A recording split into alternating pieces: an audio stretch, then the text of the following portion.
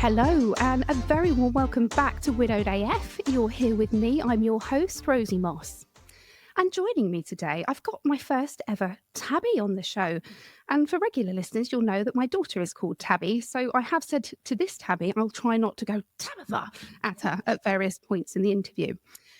Welcome, Tabby Kerwin. It's lovely to have you on. Thank you. Thank you for having me. Pleasure. Pleasure is all mine. I can say this even before we've started because I'm getting good feelings. Now, Tabby, your husband, you know this, but I'm saying this for the listeners' benefit. Yeah. Your husband, Simon, died in 2018. So we're widows of the same year. So that's a little club we can join together. And you have used your trauma, your grief, your sadness to try and make a difference. And I'm going to ask you lots and lots about this as we get through the conversation. But as is tradition, if you wouldn't mind just telling me a little bit about Simon, how you met, a little bit about the love story. Let's get a feel for the chap. Yeah, okay. So he was brilliant. I mean, I would say that now he's dead. If he was alive, I'd probably be scolding him for not doing the housework. But he was brilliant. Yeah. He had a brilliant mind, a really quick wit, incredibly funny, but so kind and would always give so much time to people. He was a professional musician. We were both originally professional musicians, and that's how our paths originally crossed as musicians in brass bands. And we've been friends for many years. What in kind brass of bands. Brass bands. What musical instrument did you play? Presumably brass, but you know. And I still play. So I'm a cornet player. Yeah. Simon was a tuba player, also a conductor. He wrote a lot of music as well. In fact, some of his music was featured in films such as Brassed Off and The Full Monty. Yeah. So I mean, his music gets used all over. Actually, there's even when we get the PRS lists every year of where music's been played. I mean, it's in Polish gyms and all sorts, his music. It's really random where it appears. Yeah. There's like a Latvian women's gym that it appears in. But yeah. His legacy though, this legacy of having music. And that's a key part of it. Yeah, but that's how we met. And originally we've been friends for many years. And then Simon went off and lived around the world with his family. He lived in Norway and New Zealand, and you know we kept in contact-ish. And then when he arrived back in the country in 2007, he said, "Oh, I've got this project that I want you to help me with." He wanted me to write some words for a music book that he'd written. So we got back in contact, and then we started working together. We set up a business together and all the rest of it. And then many years down the line, we both found ourselves in different kind of spaces in terms of families and relationships. Both of us were divorced or, you know, and in that kind of space. And it was like, oh, do you know what? We really like each other, actually. And this friendship that we'd had for so long and the trust that we'd built up running the business together, it was like, oh, my God, this is what the foundations of a really true, amazing relationship is. And everything else then fell into place. And it's a great romance. Come on, Tabby, I'm going to interrupt for more information. You know, this is going to happen. Yeah. Somebody once wrote a review saying I interrupt too much. And now I'm really conscious, but I still do it. Tell me about your first kiss. Because if you've been friends for ages and then suddenly you start having these thoughts of, oh, maybe. Yeah. Was it awkward or fireworks? I can't remember. We were both very drunk and we were in Italy. That's the honest truth. But no, it was, I'll tell you what it was. And I do remember it. I wasn't that drunk. He was.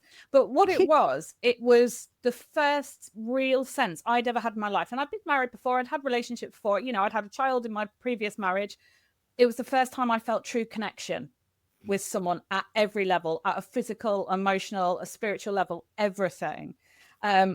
And that made it quite, overwhelming almost, you know, it was lovely. And maybe it was good that, you know, there was that sort of alcohol fueled fun in Italy post work that kind of masqueraded it a little bit, because I think it would have been really emotionally overwhelming otherwise, actually. And I probably would have cried, which isn't the best reaction to give.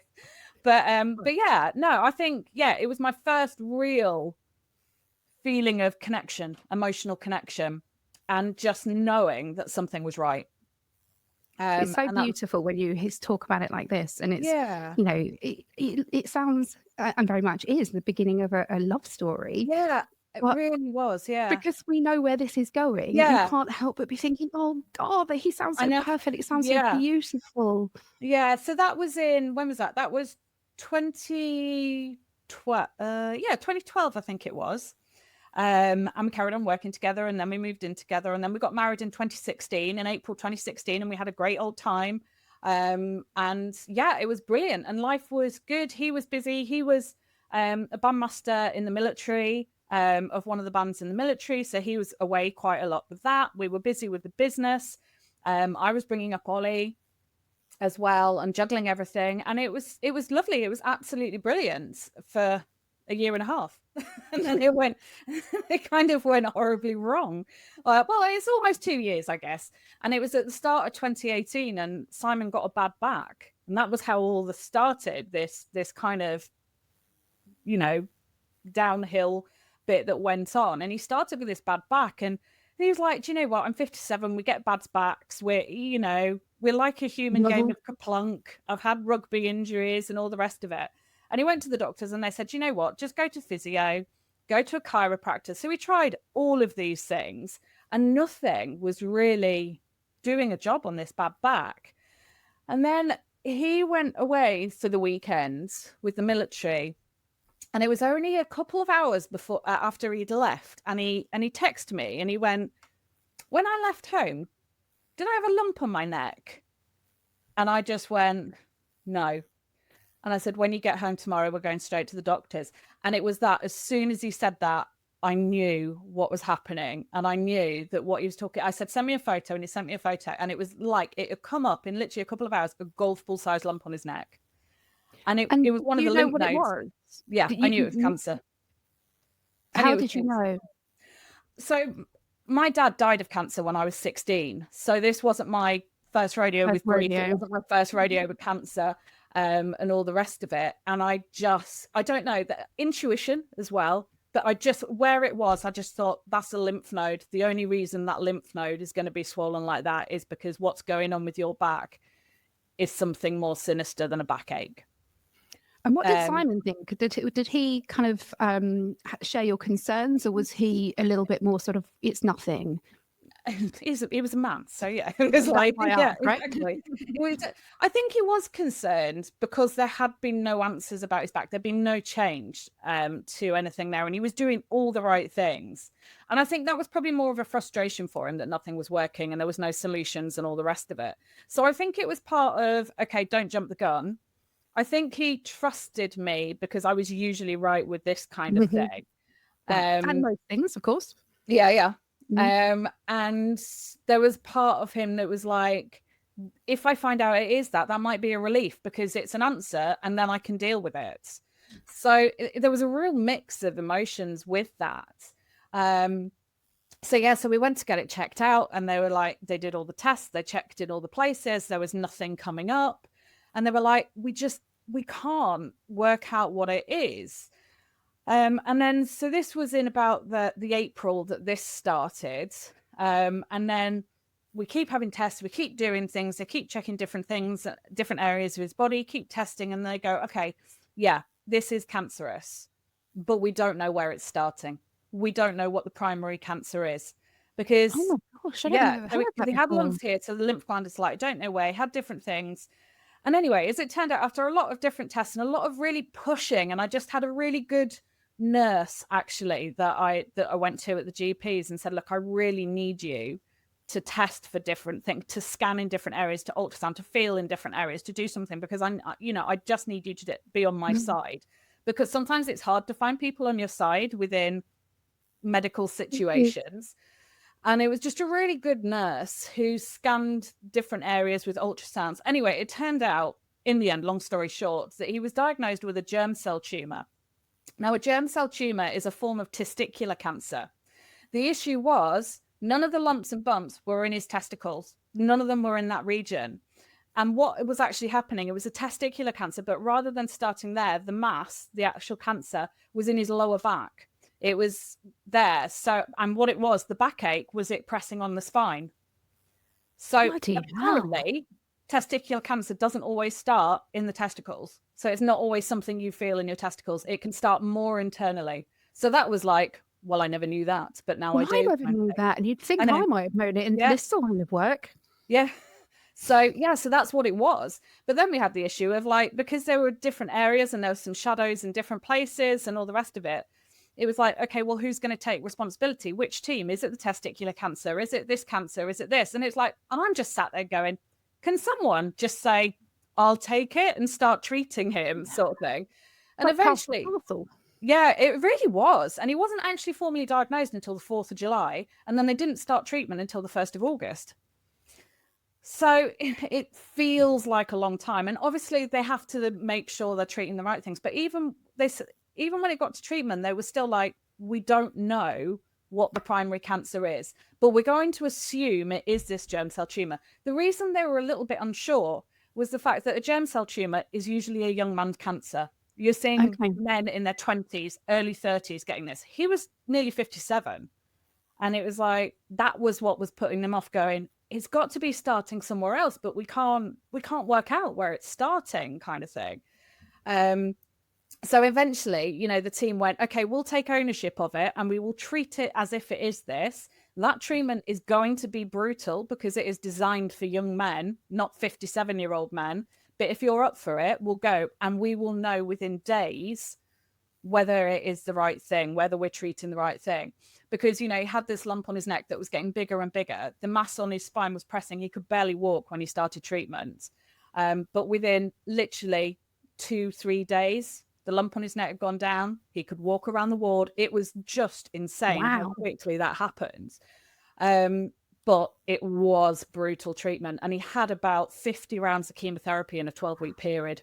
Bloody hell. Which is just a lot for anybody, but especially when you're 57, What was his health like otherwise? Was he sort of fit and well? Yeah. I mean, so because he was in the military, he was always, he had to be able to do certain things fitness-wise and all the rest of it. And he was a larger guy for sure, but he was incredibly fit. He ate well. He ran regularly, had to part of the job and all the rest of it, and he was very active. So that probably stood him in better stead, which is why they said, look, well, if you're willing, we'll go for it. But what they did say is one of the chemotherapies that you had to have is called bleomycin, and it's quite aggressive. And what that means if you have bleomycin is you can't have any oxygen therapy going forwards, because if you have oxygen, it will basically start to solidify your lungs and your lungs will just seize up. So it's kind of brutal.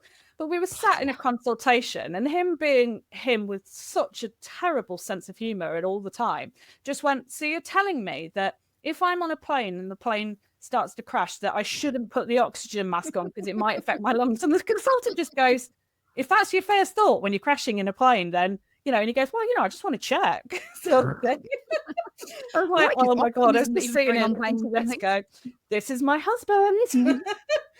But so he started the treatment. He did all the treatment. And he just got to the end of the treatment, and literally scans were showing, do you know what? Cancer pretty much done. We'd been in and out with infections all the way along, as is the case for so many chemotherapy patients and radiotherapy patients, because your immune system's so compromised. And he went in, he had sepsis, but he got over that. And then he had another infection, and his oxygen levels were quite low. And they just said to him, they went, we can't just put you on normal oxygen therapy sat in your room. But what we'll do is, to give your body a little bit of a break, we're going to put you in an induced coma for 48 hours so we can just let the ventilator do the work, fill your blood system with oxygen again, straight direct to your lungs without it going, to your blood rather than it going through your lungs and all the rest of it. And we're going to do that. And it'll be 48 hours. And this was on the Friday night. They said, you'll be, back with us Monday morning. And he's like, yeah, great, I need the rest. Literally, as they're putting him in this induced coma, he's giving me a thumbs up going, yeah, this is great, I'm getting a rest. And I'm stood there going, oh my God, and it was only meant to be 48 hours, and 3 weeks later he was dead. He went in this induced coma, but then he just kept getting more infections, and eventually it was a ventilator associated pneumonia. So the biggest thing for me is when people say, oh yeah, your husband died of cancer, I'm like, absolutely not. He beat the cancer. He got caught out on a treatment-related technicality. It was as simple as that. But every day of these 3 weeks, it would be like... So you got almost to the finish line. He's put himself through this awful... And I want to come back to the impact on all of you around this time. So when he went in... Excuse me, I'm processing this, even though I read the application. I don't think the details hadn't quite made it. So he goes in on the Friday. You're expecting to see him on the Monday. Right. Did you ever see him awake again?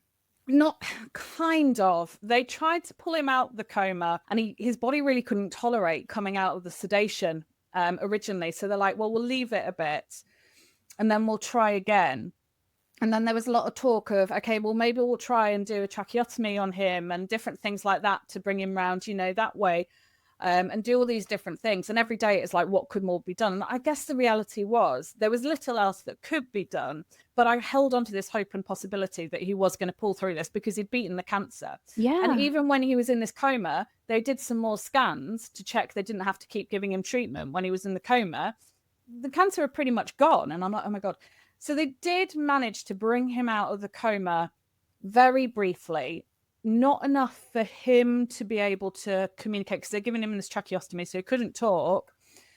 But he was aware enough to know that I was there for me to tell him that I loved him and all the rest of it, but me to tell him that, do you know what, you've done a great job here, you've beaten the cancer. So he knew that, but then he got another infection and they'd put him back in under sedation again. So about midway, but all this time there was only a very small handful of people that even knew he was ill, let alone that he was in a coma, because his treatment was for cure. Okay. And the treatment was always for cure. So he was like, I don't need to worry people with this. I'm getting through this. That's it. I'm going to carry on doing my job. And he really did, carried on working right up till the end. And he's like, that's it. I don't need to worry people with this. So there was literally, I can count on one hand the amount of people that knew the true details of it. And then he was in this coma. He went into this coma on the 19th of October. And on the 22nd of October, it was my birthday. And obviously he's still in this coma. And I was sat at his bedside and I'm reading, all these lovely messages on social media of people saying, happy birthday, hope you're having a great day, hope Simon's treating you. And I'm like, this feels really disingenuous for me to go, yeah, thanks, having a great day kind of thing. It's like, oh God. So that was the day I hadn't said anything because it was Simon's choice not to tell people. It wasn't my story to tell until it became my story to tell. And that was the day when I went, I need to tell people because people are going to want to know. And I've got to think about how they're going to process this. If suddenly I'm just telling the world that he's dead, I've got to give them, because there were so many people that loved him and knew him through his work. So that was the day that I chose to say, look, thank you so much for all your birthday messages. I really appreciate it. But I think I want to tell you the reality of what's going on right now. And the reality is that, we're in the hospital. Simon's in an induced coma. He's actually been having chemotherapy since August for this. And it was like, everyone was just like, oh my God, we had no idea. And I'm like, okay, well, now you've got that information. If you could just go away and process that by yourself, I just need to go back into my rabbit hole here, dealing with this, juggling the business, juggling being at the hospital with Simon as much as possible, but juggling that mum guilt of, my God, I need to be at home with my son and I need to be there when he gets home from school and in the evenings and stuff. So how old was the son? He was 14 at the time. So yeah, it was a hard juggle. And mainly juggling the guilt of it, because you feel guilty for not being at the hospital, but you feel guilty for not being at home. And then you have to go, well, one's going to actually need you more than the other because there's only so much you can do in the hospital. You can't do the medical stuff. So you've got to trust them to do that.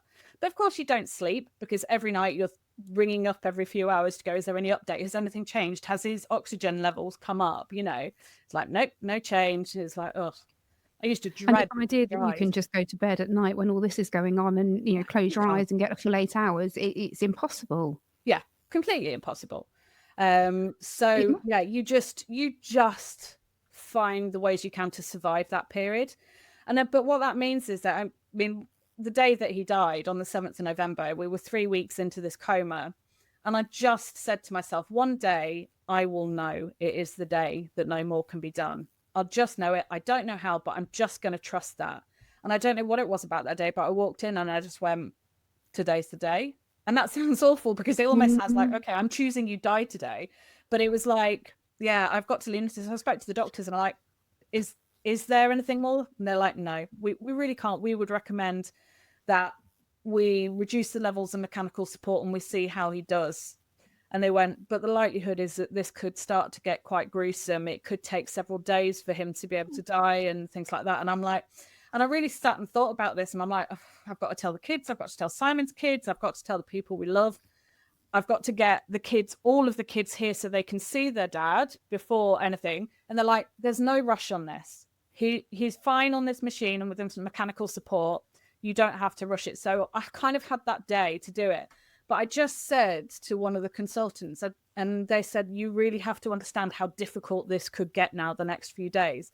And I just remembered saying to her, I hear you, but I'm telling you, if this is the right decision, it's going to happen in minutes. And she went, okay, that rarely happens, but you do you kind of thing, you know. Yeah. So, and then anyway, so all the kids came, I saw them and all the rest of it. And then Simon and I just had some time together. And then I sort of said to the nurse, I said, okay, let's start the process. 5 minutes later, he was dead. Stop it. Yeah. You've got some sort of spooky witch powers, haven't you? I'm just a witch. Yeah. Yeah. But yeah, and it was. And I don't know, I just trusted everything in me to know that, yeah, it was the right time, whatever it was. But the really spooky thing was, so in those last 5 minutes, when we got married, he wrote the music that I walked into. And when I walked in, I walked down a big staircase and my son walked with me down this big staircase and Simon wrote the music.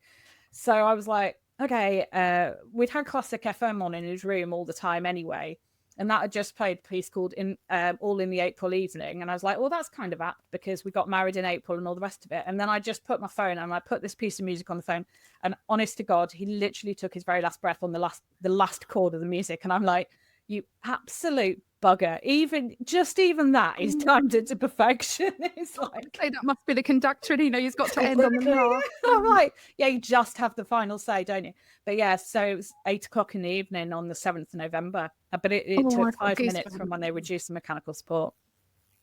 Yeah. Goodness me. Did you? I know his children are older, and we're not going to bring them into the story here, but how about your son Ollie? Was he there as well? Was he with his dad at the end? So I gave him, he'd been at school during the day, and one of our very closest and dearest friends said, I'll go get him from school. I'll bring him to the hospital. I was very conscious of how this went down, how Ollie needed it to go down. Yes. Because when I was 16, when my dad died, it would probably, if I had a choice, it wouldn't have been how I wanted it to be. And I certainly wasn't given the space or support to grieve how I needed to. I mean, we're talking early 1990s and no one knew what the hell to do. And actually, I went back to boarding school 2 days later, which is terrible, but probably actually the best place to have been, Bit of normality, I suppose. Yeah, but I was really conscious that this had to be led by Ollie. And I didn't want to say to him, look, you've got to be there. It's like an option. Do you want to see your dad like this? You've seen him, obviously, in the hospital bed. Nothing has changed in the last 3 weeks. Do you want some time with that? Do you want to be there when it happens? And he's like, I'd like to have a little bit of time before, but I don't want to be in there when it happens. So when it happened, it was just me, Simon, the nurse stepped outside for a few minutes as such and then stepped back in again. So Ollie made that choice. And then we kind of, I came out once Simon had died. I was, some people take a choice to stay with the loved one, with their body for a long time. But I was like, okay, I'm done now, and kind of had 5-10 minutes. And then it was like, no, I can step away from that now. I don't need to see anything more. And that really goes back to when my dad died. When I was kind of, you see him dead and I'm like, I don't want to. Yeah. So you had to see your dad dead? Yeah, I guess I wouldn't have changed being there by his side, holding his hand. I wouldn't have changed that bit. I definitely would have changed the going to see him when he was at the Chapel of Rest. I definitely never would have done that if I'd had the choice. But my mom was like, no, come on, you have to go.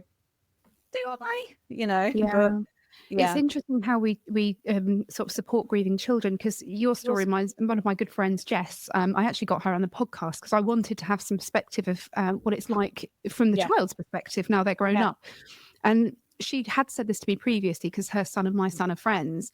And she said it's the forced grief when you're a kid. It's the anniversary today, so we're going to do this, And she said it doesn't work like that with kids and teenagers, and actually does it with adults, let's be honest. But we feel this obligation to honour them by creating traditions, memories, and actually by giving Ollie at 14 the choice, the autonomy about whether he wanted to be there.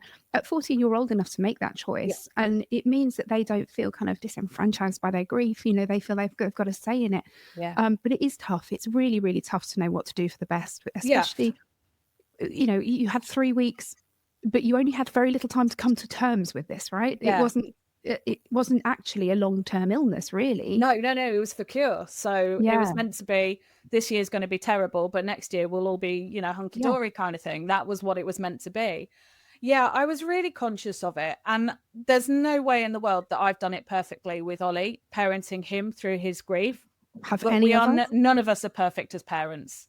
Never. But all we can do is learn from our own experiences and try and do better. I was always also conscious of not overcompensating for what I'd experienced. But in the main, we got through it.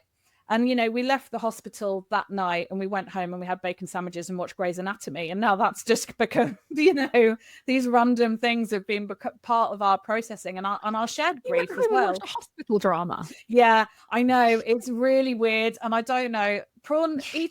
Chinese prawn dumplings and Grey's Anatomy have become such a big part of processing my grief. If I'm feeling really crap, I actually just want to watch something like that is going to make me cry, that's going to make me feel. And I'm like, okay, I feel better for that now. Let's crack on. It's a weird thing, but yeah, no, Grey's Anatomy has been a big part of my grief. It just, you know, the thought of coming home from the hospital and whacking on a hospital program. Yeah, I know. Widows do what widows do, right? Yeah. And how was Ollie? Because I know that Simon wasn't his biological dad, but to all intents and purposes, he was his father, right? Yeah, so it's.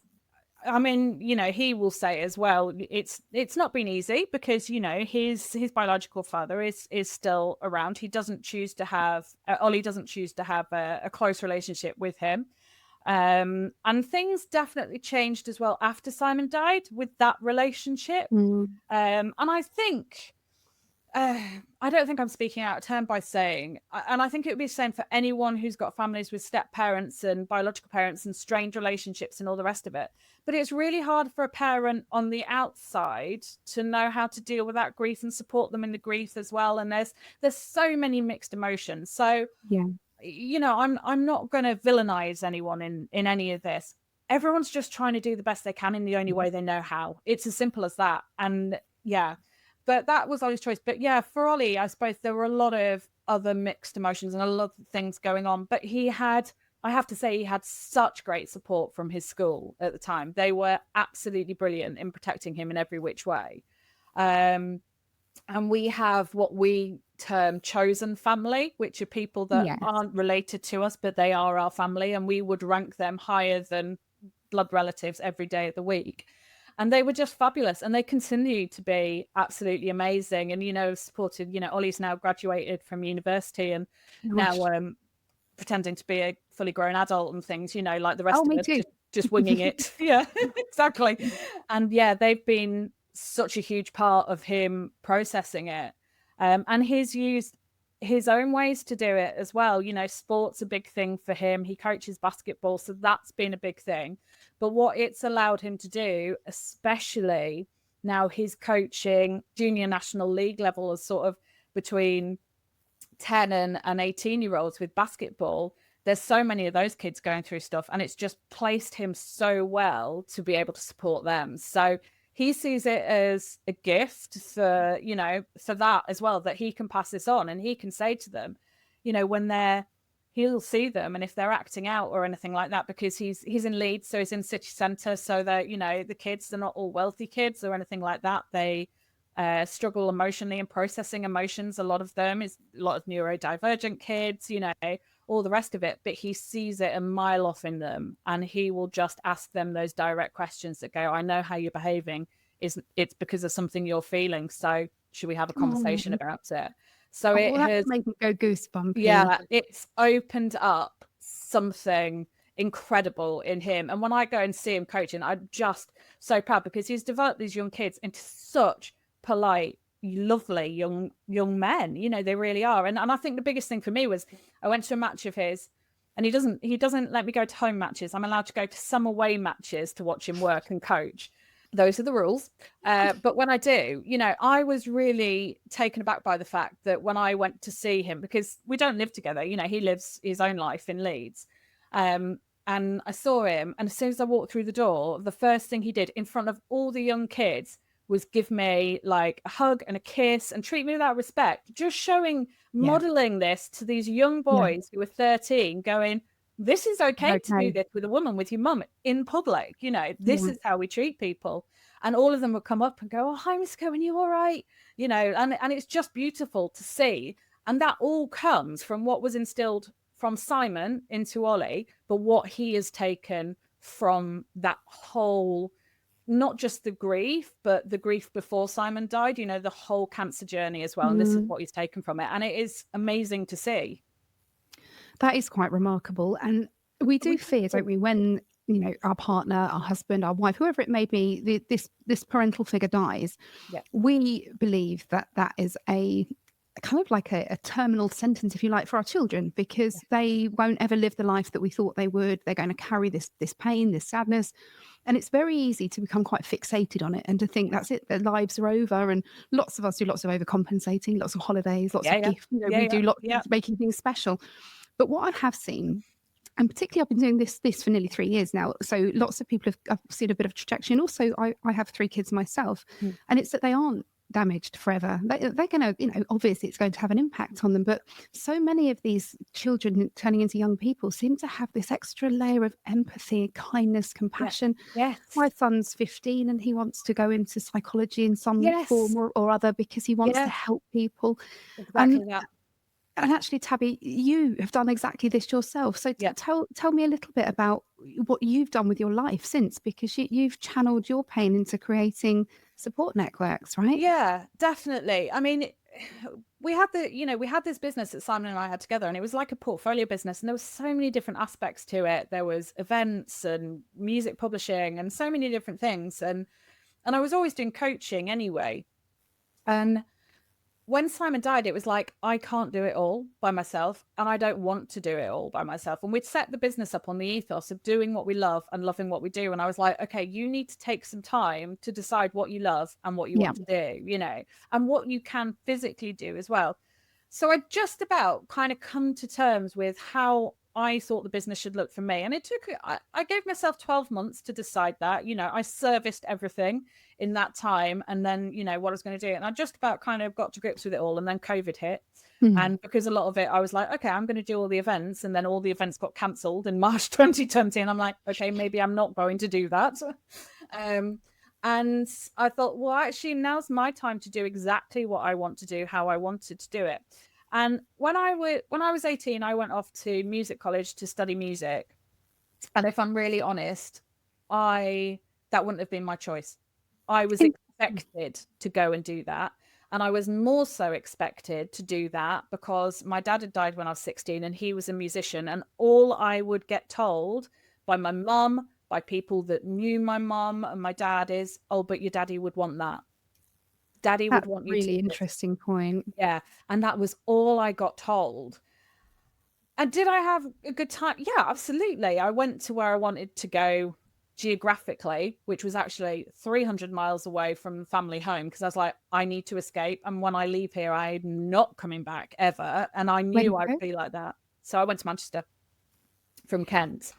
And I'm like, I just need to get as far away as I can. Had loads of friends there already, loads of friends going on the course the same year as me. We'd known each other through bands and National Youth Brass Band and all things for years. And I'm like, I'm going to people that I can call home. It's as simple as that I can trust, that have had my back for 2 years.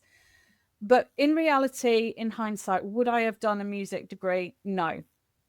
But I also got told that, my mum told me quite frequently that it was like, well, if your daddy was alive, you never would have been allowed to go to Manchester. You would have had to go to London, to one of the conservatoires in London. And I'm like, you can say that, but I know that he would have just let me go and do exactly what I wanted. And I know that if he was still alive, I would have been doing a degree in whatever I wanted, wherever in the world I wanted. But I was trapped by other people's needing to keep it small, basically, and what they think he wanted. And I just want to touch back on this what would you call it? This phenomenon, if we like, of it's what they would have wanted. and also kind of taking away more autonomy from you at a time when 100%. you've lost so much. Yeah. And I think people, I don't know as many widows would say it now, maybe, but it tends to be the kind of the further reaching family members and things that will say things. And my eldest looks very, very much like his dad, uncannily so sometimes. And when we go to visit family, he finds it quite overwhelming, because they keep saying it to him. And to the point where, you think, yes, it's lovely, but he's his own person as well. This is it. It stops you from being you. But what I truly know and believe is, because I was so close to my dad, I was a real daddy's girl and all the rest of it. I 100% know and believe that he would have just said, do whatever makes you happy. Yes. Without a doubt, without a shadow of doubt. But everyone else was trying to process their own grief and do things and keep me in a place that kept in line with what they expected. And it's like, and part of me thinks back to it and goes, okay, well, and I don't want to call my mum out, because my mum did the absolute best. And also, I mean, my mum now has Alzheimer's and dementia, so she's got no way to sort of, be able to put her side across anymore. But she was trying to keep me in that place, or tell me, well, it's what daddy expected. But on the other hand, when I look back at it now and I go, that's so hypocritical, because 6 months after my dad died, she started a relationship with somebody else who she was then still with 30 odd years later. So it was the right thing for her. And it's like, you're trying to hold me to a standard that doesn't exist, but yet you can, the consequence of it all is, because I wasn't allowed to grieve and do the things in the way that I needed or I wanted, it manifested in all the negative physical ways for decades: depression, anxiety, eating disorders. I mean, you send a grieving 16-year-old into an all-girls boarding school, it's just, it's got eating disorder written all over it, and all these things. So as I went through 20s and 30s, it was all these things. And it's no wonder my first marriage didn't work out. I had suicidal thoughts, but I was always looking for something that didn't exist, and this was the only way I could process it. So after Simon died, and then especially when COVID had hit, and it was like, that took out certain bits of the business, I'm like, well, in terms of all the stuff that Simon did with music, I just want to make that free. I want to keep his legacy alive and just give it away. So we've given thousands of pounds worth of music. I mean, if people had paid for all the music I've given away, I mean, I'd be living in the Maldives, without a care in the world. But I haven't. I've given it for free because it was important to keep his legacy alive through music. But then I was like, okay, what do I want to do? I want to go back to the degree that I originally wanted to do. So I did a master's in applied positive psychology, which I started during lockdown. And I say it's the degree I wanted to do. That degree didn't exist when I went to university. In fact, it didn't become a thing until about, 10 years after I'd been to university. So I preempted it as such. But I went back and did my master's, and I'm just midway through doing my PhD now in coaching psychology as well. And for me, it was like, when I started talking pre-Simon being ill, I guess I had this belief, because in my 20s and 30s, I'd had depression and anxiety. I thought that Simon coming into my life was the reason that I coped and survived, because I had him there.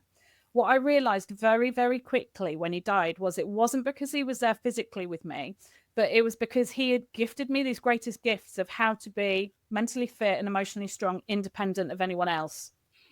And I'm like, I started talking before he was ill about my experiences of mental health. And every time I spoke about it or wrote about it on social media or something, people would go, oh my God, that really resonates. I feel the same. And I'm like, am I ballsy enough to put myself out there and do it? And it's like, yes, I am, which was quite peculiar, because the anxiety that I experienced was social anxiety.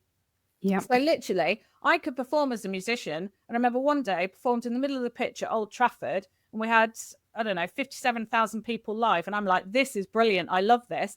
I walked into the pub with 10 people I knew later, and I'm like, I can't handle this. I've got to go to the bathroom and throw up. It's just so peculiar. Yeah. But I was like, actually, no, I am going to talk about it. And we had a really good friend who just said to me, he died the year before Simon. And he said to me about a year or so before he died, he just goes, just remember one thing. The opinions of others aren't your concern. And I'm like, oh, shit, you're right. I can talk about this. I don't have to have this fear of other people's opinions. And what Simon dying did for me was it gave me permission to be authentically me, because when you're a widow, you don't give a flying what's it what people think anymore. You were talking about that kind of fear of, could I put myself out there? I've written down widow, stop giving a fuck. Yeah, it kind of gave me that permission to be authentically me. But that took a lot of time for me going, who the hell am I? Who am I? Yeah. What do I want? And then it's like, I can do what the hell I want. And do you know what? I've experienced the worst in life. So you can fuck off with your opinions. Bring it, right? And do. And I get judged so much because I talk about the hard things. Grief, mental health, suicide. My brother died by suicide, though we're not allowed to say died by suicide because coroner didn't rule it as that. But the years I've spent talking him, down from situations, it definitely was in my mind. So I talk about all the hard things and I still get so much, you shouldn't talk about those things. I'm like, go on then. Why shouldn't I? Tell me. What's going on for you? Uncomfortable? Yeah. I'm making you uncomfortable. So what's uncomfortable? Let's have a conversation about it. And then someone said to me, because I was doing this in a lot of work, and I decided that because I've created a lot of courses and resources, some CPD accredited ones, some holistic ones that we've all got on a learning platform. I'm like, I want to give this away to people in brass bands. I want to get 1,000 wellbeing and mental health leads in brass bands by 2027. Because a big part for me was before Simon and I got together, I had a bit of a breakdown and I stopped playing altogether. I left bands, and it was because the people around me were not noticing what was going on with me. And I did experience suicidal thoughts, and I did have a night when it was like, actually, the most sensible thing in the world for me to do right now is stand in front of a truck that's coming towards me. But for me, that was my moment of clarity of going, oh no, something's got to change. And the way I changed it was by asking myself a question every day: what do I want to do for me? How do I want to feel? And it was like, I chose to create my happiness. That was it. That was my mantra. Powerful. I get to create my happiness. And I didn't know how I was going to do it. I just knew I was going to do it. And then that was when I went home and I was like, okay, this relationship has to end. This marriage has to end. I am not healthy in this. I am not safe in this. And I don't mean that in a sense of wasn't safe with, my husband at the time. I wasn't mentally safe in that relationship as long as I stayed in that. And I didn't, when I went and told him, I didn't get the reaction and support that I needed from him for me to go, oh, you're going to support me getting mentally healthy. Actually, no, you're probably going to encourage me to stay in that unsafe place because it suits you. Yeah. So I didn't know how I was going to do it. So I left that relationship. I left with nothing. Just left the family home, just went Ollie and we started up, and I started from scratch, and that was it. And I just started this. But do you know what? I felt so freaking happy because I was doing it on my terms, and I didn't know how I was going to, pay the rent at the end of the month, but it just felt so free. And I'm like, okay, this is the path to something now. And I just kept sharing that with people, and people were like, yeah, but there was so much judgment along the way as well. I mean, I can't tell you how much judgment for that, especially when that relationship broke down and I was the bad one in the situation. It's like, I was literally on the side of the A64 about, thinking that my best option in life was to stand in front of a truck. But you don't want to hear that because it's hard. You just want to see me as the villain in the story because they're left there. Oh, they're left there, by the way, in a $250,000 family home, and I've got nothing, but I'm the okay, that's fine. And I just went, that's it. All you people no, you're not a part of my life anymore. And that's why I've become so selective along the way. But I still get resistance and get judgment. And I'm like, I don't give a fuck now. And it's, I will look after people and I will talk about it, because for me, if I talk about it and it helps one person, that is worth it. And I think this, because I too have struggled with my mental health, Tabby, and a lot of what you've said has resonated with me. And I think people don't understand it, and they don't understand that if you are saying I've got I'm having ideations, that might not necessarily, they either jump to complete panic or shut down. And I think a lot of people will talk on here about it, and they might not have told their friends before, but it's that sort of, I get it, talking to somebody that gets it. And by putting your story and your thoughts out there, I'm sad that you've got judgment back, but unfortunately, I guess that is the consequence of every time we put ourselves above the parapet. But you will have helped, innumerable people who thought that they were the only one. Exactly. And that's it. And so I just say, if it helps one person, then that's great. And it might not help one person today, but someone might read that or listen to that, podcast or whatever it is, years down the line, and it helps them. Great. Yeah. Or it might be one of our kids that listen to it, and it helps You've had them. an enormous amount of trauma, though, for one woman, haven't you? Dad, brother, and husband. Yeah. Yeah, that's a heavy lot of trauma. I just want to pull you back and ask you what applied positive psychology is, because I don't know, and I can Google it, of course, but I don't want to do it mid-interview. So applied positive psychology. So the applied bit is just doing it in practice. That's what Yeah. it means. So positive psychology, people think it's just, it's the science of happiness, basically, at the end of the day. They think it's just all the good bits of just telling someone to smile and be happy. It's not that. It's about really what it is embracing all the hard emotions and letting them coexist with the good ones. So that's it. There is a duality of emotions that I can be sad, and I am sad every single day because I've lost my dad, because I've lost my brother, because I've lost my husband. I'm sad for all these things, but I can hold that sadness in one hand and I can still choose to smile, to laugh, to be courageous, to succeed. I can still choose to do those, and I can do them at the same time. They can coexist. And that's what it is. It's these two things can meet. And that's really what positive psychology is. It's seeing the dark side of things, but choosing something that takes you to a happier place, to flourishing. And this notion of the coexisting of happiness and sadness, that was, I don't think I'd ever even considered this as a thing. And I really felt, I'm going to be sad for the rest of my life. This is it. I'm just going to exist now. And I couldn't tell you who told me, I couldn't tell you where I read it, but this idea of coexisting, that you have the happy and the sad together, and sometimes one is going to be a little bit more powerful than the other one.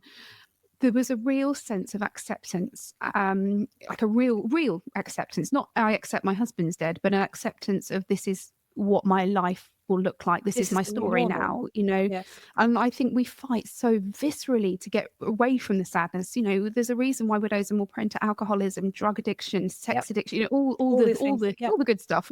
Yeah. And it's nobody wants to have to sit with those horrible feelings. And this coexistence, and it's something I try and talk to my children about, because those feelings will overwhelm you if you let them, won't they? Absolutely. And I think a lot of the time they overwhelm as well, because we're too busy going, oh, I shouldn't feel this way, because there's a shame to it. And you're trying to stop yourself. So rather than just feeling it, I mean, if you felt that sadness, that anger, they're all important things to feel. And the biggest one that's okay to feel that we're shamed about is a sense of relief. If you have been someone who has been, they've been struggling, they've been ill, whatever, they've been in pain, there is a relief that they are no longer in pain. It's not a relief of, oh, I'm really glad they're dead. It's not that. It is this, I'm so glad they are not in pain anymore. And I can start feeling other emotions as well. And that relief is so important. But we try to suppress them because, look, historically, we've been told there's a timeline and a guideline to grief, that we have to grieve in certain ways. Widows in the Victorian times, they were depicted with black veils and, but that's, you just do that for a few weeks or months or year, whatever it is. And those timelines were dictated by culture, society, religion, and men. Okay. Yeah, exactly. But it's bullshit. That's not how grief works. And some days you can, I can be having this conversation with you now and it feels absolutely fine. And I can talk about all the hard things we talk about. And there isn't a part of me that wants to cry. I could have this conversation again in half an hour's time and I could be sitting here crying. Yeah. I don't know which version's going to crop up.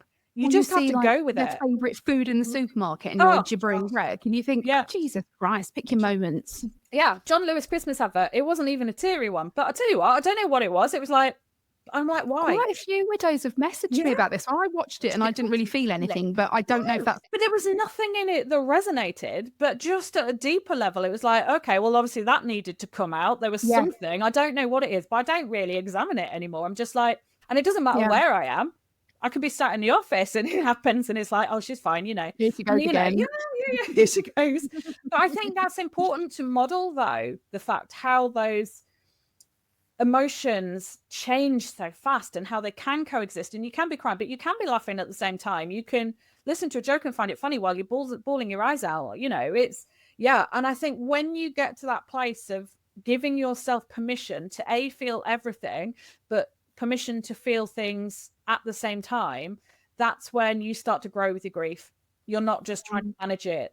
And the biggest thing that I hate is people say, have you got over your grief yet? It's like, oh my God, you never get over it. It's here for life. When you've got it, it's here for life, So isn't it a better option to learn to just live with it and coexist with it? And actually, when we're talking about kind of lowering the mask, basically, aren't we, and showing authentic grief?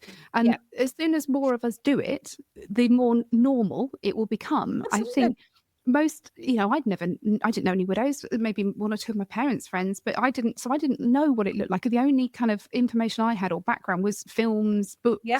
So this is why talking about it like this, So important. giving people a glimpse into this kind of secret club, if you like, a club none of us wanted to join, but we're all in it. Oh, it's a shit club, but we're all here for each other. It is. But that's it. I mean, I suppose for me, when I became a widow, the only real model I had was my mum. But how we've both navigated our grief is very different. She started a new relationship 6 months after my dad died.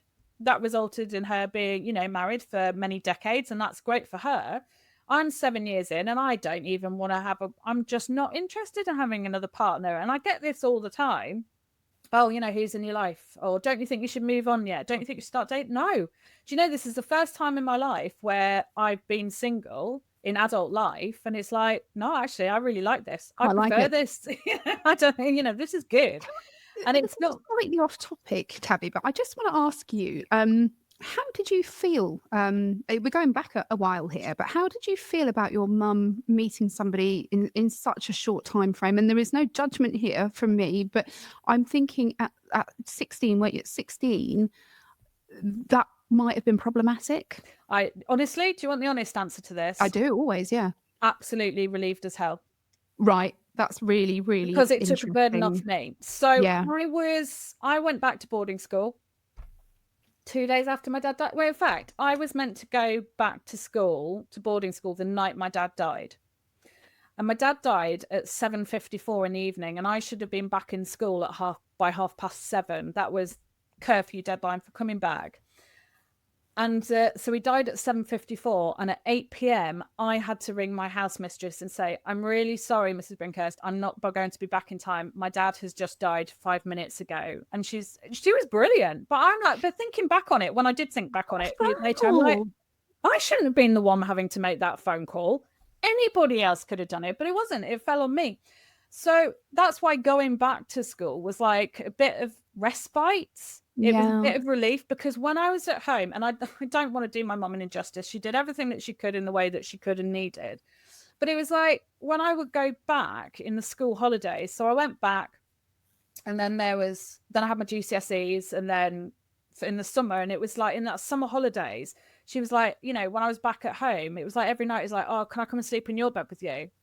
And it's like, because her grief, because she needed me to be close, because she'd missed me. It's like, you literally sent me back to boarding school, but now because you missed me, then I've got to be there for you. I've got to be your rock. I've got to be the adult in this situation. So then when it came to the October, and she said, oh, I just want, and she literally asked me my permission about it, which was lovely. And she was very conscious of seeing how I felt about it, because she didn't want to take away from my dad's memory. And she's like, how do you feel about this? I was like, brilliant, crack on. Honestly, please go, because it just felt like, okay, that burden's not mine anymore. Because it is often tough. And were you older than your brother? No. So my siblings are half siblings, and the next one up was 10 years older than me. Okay. Because I'm thinking that this is an enormous kind of responsibility. And what's the term? Is it parentifying? Where children So I was the only one that was my dad's child. So so with my mum and dad, and then my siblings were mum and her previous marriage. Right. Yeah. Because I remember somebody coming, very well-meaning friend came round early on and said to Monty, who at the time was 7, you're the man of the house now. You've got to take care of your mum. And of course, they didn't mean they probably didn't know what to say. They were probably just awkward. But what we found out through therapy and talking and is that Monty locked down a lot of his feelings because he had literally been told, you're the man of the house now. You look after your mum. And I think, and then I found sometimes, as he's got older, the conversations we have, do I have conversations with him that are too grown up because of the way we've sort of been together? So and it's a careful balance, right? But I think situations where children have to take care of their parents, or they are kind of feeding into, or the parent is, I'm trying to make this with these words work, sorry, where the parent is kind of using them as an emotional crutch. And actually, again, nobody does it deliberately, but the awareness of it, just being aware of it and knowing that you might do it without thinking means you might kind of pause before you say something like that, perhaps. And I think probably the flip side of that, though, is then several years on when I was widowed, I was so conscious of not doing any of that. Of course. That I probably went to the other extreme. It's like, okay, you know, you don't have to look after me at all. Let's just coexist in this, you know, we'll just muddle our way through and it's not going to be right. And there was probably times where I did overcompensate for it because I was so conscious of him not having not to experience that. But, you know, and I do think about it a lot still and go, did I do a good job as a mum to a grieving child? Because I feel like I'm not quick to judge my mum, and it's only in the last few years I've actually talked about this as such, as I've processed my own, you know, I've seen it from a different light because I am a widow now, so it makes you see things differently and you ask those questions to yourself. But yeah, so I definitely haven't done it right, but that's all I hope. He's had autonomy in it and he's felt the support that he needed and the way he needed it. And kind of owning our mistakes. I mean, our parents' generation, they didn't own their mistakes. You know, their word was law, and, you know, woe betide you if you crossed it. Whereas, you know, I've been a terrible human being over the last 7.5 years. Not constantly, but at points I have been a terrible human. Oh yeah, and my bad choices along the way. Yeah, some terrible choices. But I have always loved them. That's never been in question. I might be a bit shouty sometimes, but, you know, that's life. And they have stability. You know, there's always been a roof over their head, food on their plates. I'd like to say I've always got them to school, but we know that my Tabby is currently not at school. But, you know, the kind of the nurturing and the love has always been there. And I think probably that's what they'll remember out of all of this, because, and also, you know, we look at our other friends who aren't widowed and how they parent, and you think, well, actually, they're questioning themselves too. Absolutely. So I think the biggest thing for me that I know I have been for Ollie is I've been present. Yes. And that's what I didn't get. And probably what I needed, but someone who was present so I could say to them, I do need you or I don't need you, not just put in this position where I didn't get a choice. Yes. And that's what I hope that I have done. And I think I've done, at the bare minimum, I've done that, you know. But we'll have to get Ollie on next, get his feedback. God, yeah, he'll tell you all the stories. He'd love that, yeah. Well, and also at any time I spoke to one of my friend's sons as well for the same, I packaged up a thing called What About the Children? I wanted to write, I've written a book and I wanted to do a chapter very much about the impact on children. And I thought the kind of genuine, honest way to do this is to do the process. Yeah, absolutely. And he's my son's age, and he was brilliant. He was so candid and open. And I think, you know, sometimes we don't give these young people enough credit for the voices. Well, Ollie's really open about it. And what's lovely now is, so he graduated with first class honours in law in the summer. Wow. I know, smart ass little git. So he did that, and he got a place on a barrister training course, and that was it. I want to become a barrister. And then when it got to it, it was like, I'm not sure I do. And because I'd set up a new business a couple of years ago, which is basically a learning platform, digital learning platform, and coaching within organizations and all the rest of it in protecting mental health, because I have I work as a trainer in mental health and suicide prevention and things. But for me, the whole narrative around mental health is completely wrong. So I'm like on this mission to change the whole conversation of mental health. So for me, the conversation is completely reactive. We're going to wait until you're experiencing something to then signpost you. But we're going to signpost you to a service that's overstretched and underfunded, and you're going to sit on a waiting list for 4 years. It's like, why is no one seeing that the obvious solution is let's equip people with the tools and strategies to protect their mental health? And I'm not talking about, you know, mental illness is a different thing, but stress, burnout, grief. Why are people not having the conversation about grief is a big part of mental health? It massively is, especially in workplaces. But if we change the conversation to protecting mental health and equip people with the very small daily things that they can do, so when stress hits, when grief hits, because they're all coming for us, all of us, no one's immune. And that's none of us are going to avoid it, are we? Yeah, exactly. Let's put ourselves in the best position to manage it when it comes, because then there's going to be a lot of people that won't need those services because they've already got the tools and strategies. So we've got this learning platform, loads of resources and CPD accredited courses for mental health protection and growing with grief. But what Ollie's chosen to do is come into that business with me. So he is so passionate about coaching basketball. And I think, if we're really honest, that's the reason why he didn't want to go off to be a barrister, because it would have meant he couldn't do that. But he's so passionate about investing time into these young lads and the young girls, but his particular teams are the young boys, about 14, 13, 16 age groups he's got. So passionate about instilling not just the sporting coaching techniques, but everything else to help them through life and making them be good young men. He's got such a gift for it, but he wanted to be able to do that, but it wasn't a full-time role. So I'm like, well, how do you feel about coming into the business and we work on this together and we start this mission and start? And he's like, yeah, I'm totally in. So he's working with me in the business now. So we're every day we're talking about, right, how can we change this conversation? How can we do that? Amazing. So Amazing. yeah, and that feels really lovely. And I kind of think, oh, do you know what? Simon would be dead happy about that, you know, that we're doing something purposeful, not just for him, for us, but inspired by him. And you said a few moments ago that you weren't sure if you'd done an amazing job. I'm going to say that you probably have, from what you've told me about Ollie. He sounds like an absolute cracker. He's an idiot. He's a dickhead. Well, I'm going to say it. He is, but you know, he is. I'm really proud of him. Yeah, I'm proud of him. He is. He's come out of some really shitty situations really well, and I'm proud of how he has chosen to embrace the trauma and the difficulty and go, do you know what? I'm going to turn this into resilience and I'm going to turn this into purpose. And he's got purpose. And I think if you can fuel yourself with purpose, then you're going to go a lot further in life than anything else. I agree. And there is something to be said for setting an example, because he will have seen how you responded to it and what you chose to do with it.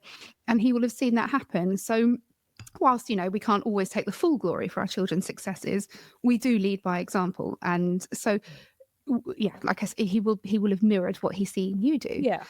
Talk to me about your TEDx talk. What did you do your TEDx on?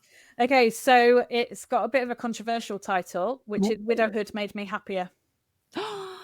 Ooh. So, as I said in the talk, this is far from being a story of I'm glad my husband is dead. This is not what this is about, but it's about everything we've talked about. The duality of emotions, giving yourself permission to be authentically you without the fear of judgment, you know, choosing to be sad and happy at the same time, to have fear but be brave, you know, to cry and laugh at the same time.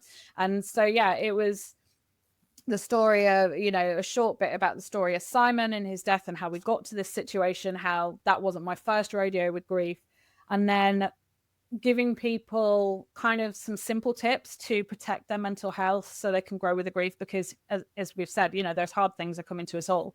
It might not have happened yet, but it's coming to everybody. So just to help them do that. So yeah, so that was the title, Widowhood Made Me Happier. So yeah, I mean, it's a ballsy title, isn't it? It is, yeah. And I think that's what got it chosen. It was the ballsy title that, like, they said when they were judging it, they were like, that was the title that we went, oh, hello, what? And you've like, haven't you? And even with the title of this podcast, Widowed as Fuck, you know, I needed it to stand out in a lot of podcasts. Well, that's it. Yeah, you do. And, you know, Ollie was always saying to me, you know, because he does a lot of research and things. He said, if you're doing something, you've got to do that. You've got to be okay with being a bit provocative and, you know, opening up to people going, what the hell? You know, it like makes them listen. It's like, okay, now let me tell you a story, you know. But I've noticed in the last maybe 6 months of doing the interviews, the kind of narrative around widowhood is shifting a little bit in these conversations, because it's almost like we are allowed to say now, or we're getting to the point, we're allowed to say, actually, I have built a new life and it's a beautiful, beautiful life and I'm very happy. Yeah. And sometimes people are saying, well, you know, I'm trying to frame this in a diplomatic way, but almost like the title of your speech is that actually my life is better now. Yeah. And I think there's been so much shame around saying that, and much like with the relief, things like the sexual desire, there's so much shame around it. And if we give people a place where they can say it, then it doesn't live anymore, does it? The shame goes away. That's because the light's gone on it. Yeah. Vulnerability melts away shame. It's as simple as that. And allowing yourself to be vulnerable. But yeah, widowhood has made me happier because it has given me permission to be me. Yeah. A version of me that I didn't know existed. And I was so happy with Simon. We were so happy in our life, but it was our life. What I'd missed from being, you know, a grieving kid at 16 and always doing the things that people expected. And that manifested through my 20s, my 30s, into my 40s, you know, was I didn't know who I was. I was always people pleasing. I was always doing what others expected. And suddenly Simon dies, and it was suddenly, and it was like, who the hell am I? Who am I? Wait a minute. How can I like this? You know, I had such a fear when I was in my late teens, early 20s, I had such a fear that I would be the last one of my friends that would get a boyfriend and be a relationship and consequently get married and have kids. Now, because of that, I was the first. Yeah. Had red flags all over it, but you didn't see them then. I just didn't want, and I guess that comes from the point that I'd lost my dad. The one man that I loved truly had left me. He didn't want to. He had cancer, That's what I was left with. It's like, I don't want to be left on my own again. I don't want to be. I was, the way to deal with my grief, I was sent to boarding school surrounded by hundreds of people, or when I was at home, my mum was like there, and it's like, yeah, I never knew what it was like to be independent. And I was strong. I would do all the things. I was, good at what I did and all the rest of it, but I wasn't me. And suddenly in 2018, I got permission to be me. And I've been on a sort of similar journey of self-discovery, if you like. Yeah. And I was diagnosed with ADHD, then autism. I gave up alcohol. Everything has changed. Yeah. And yeah, I guess in a way it is liberating. I mean, don't get me wrong. I'd much prefer that Ben was here. Yeah. But I think having the courage to go after an equally positive life is brave. Yeah. And it's vulnerable. But people don't like you being vulnerable because it mirrors in them what they aren't brave enough to do themselves. And I think also people have this fear of being forgotten. Yeah. So if they see you not visibly or, clearly demonstrating that you are thinking about them and you're devastated, it taps into that kind of innate fear of being forgotten. And much like in relationships, if you meet somebody else, people are like, oh, it's too soon, because that's their kind of inbuilt fear of not wanting to be replaced. Yeah, absolutely. And there's so many of these fears that other people have they try and project onto you. And even with things like, you saying they're giving up the alcohol, but which in the main I have done. I will choose to have a glass of something very nice if I am in the right company of people I really trust and I want, but I'm happy with one or two and then that's it. And that will happen once every few months. So very rarely. So in the main, I've given up alcohol. But if I go out with people and I'm like, why are you drinking?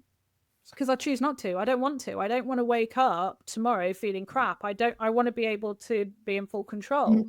But people don't like it. People don't like it. I was one of those people as well. If somebody came out and they weren't drinking, I'd be like, well, why are you here? Like, what's the point? Whereas, I know now that it was because it shone a light on me. Yeah. Well, why can't you go to the PTA meeting and not get pissed, Rosie? Exactly. But I tell you what, I had an interesting one today. As I said, my mum's got Alzheimer's and dementia.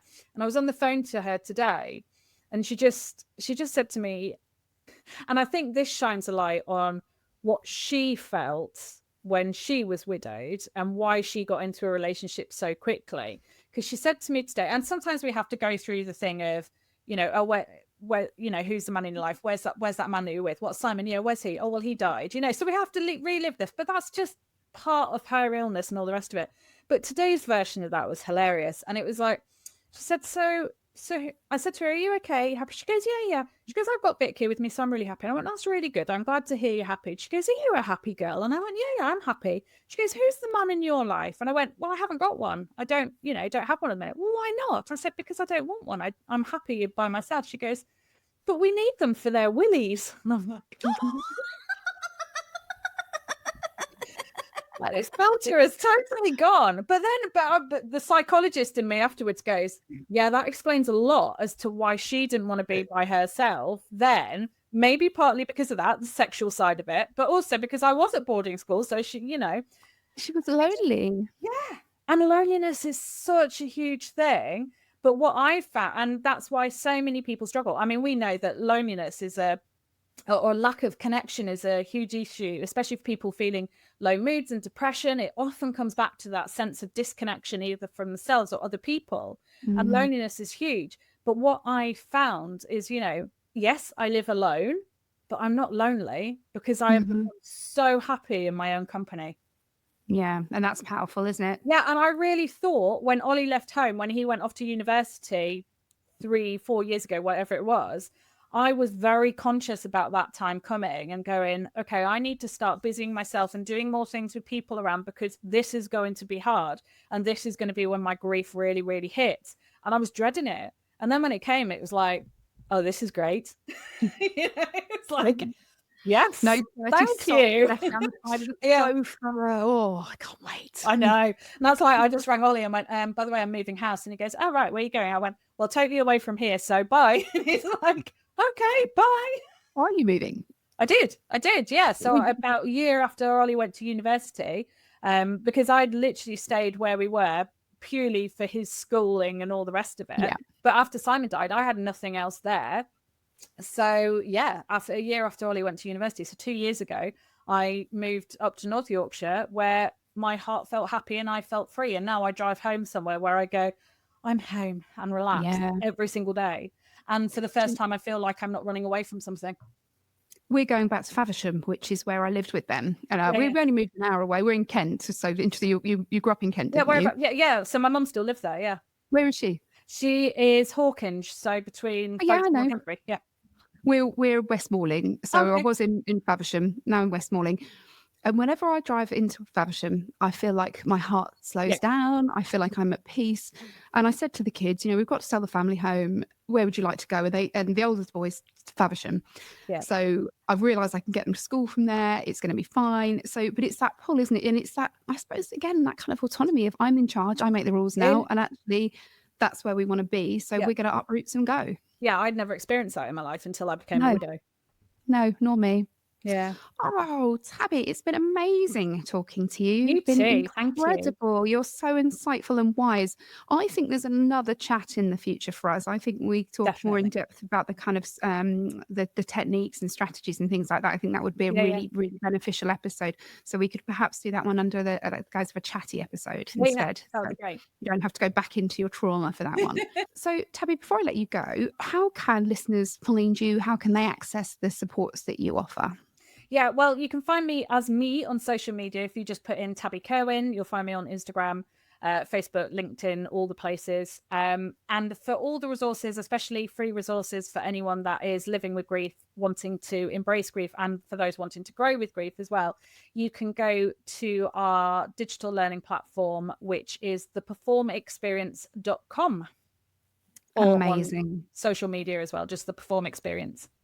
Fantastic. And I'm saying this out loud, so I remember I will mention it in the show notes. Thank you. I'll see that in the transcript. But I must do that. It's been incredible. I admire you hugely for what you're doing. I think you're amazing. I know we spoke before we kind of click record. I'm hoping to go and train to be a counsellor at some point next year. So I'm looking forward to having another conversation with you in the future and seeing what you're doing. But thank you for being so vulnerable and open and sharing your story with me and with my listeners. It's been amazing. Oh, it's been brilliant. Thank you for having me. And for anybody out there that's been affected by today's episode or indeed any episode and you want to talk to me, you can find me at Instagram. What's my Instagram? It's widowed_AF. And I will be back with you next week with another episode from the coalface of widowhood. But for now, you take care of yourselves out there and each other. Lots of love. Bye-bye. Thank you for listening. If you found this episode helpful, hit follow or subscribe so you don't miss the next one. And if you think someone else may benefit from this, please do share. We'd also really appreciate a quick review. It helps more people find the show. Thank you again and see you next time on Widowed AF.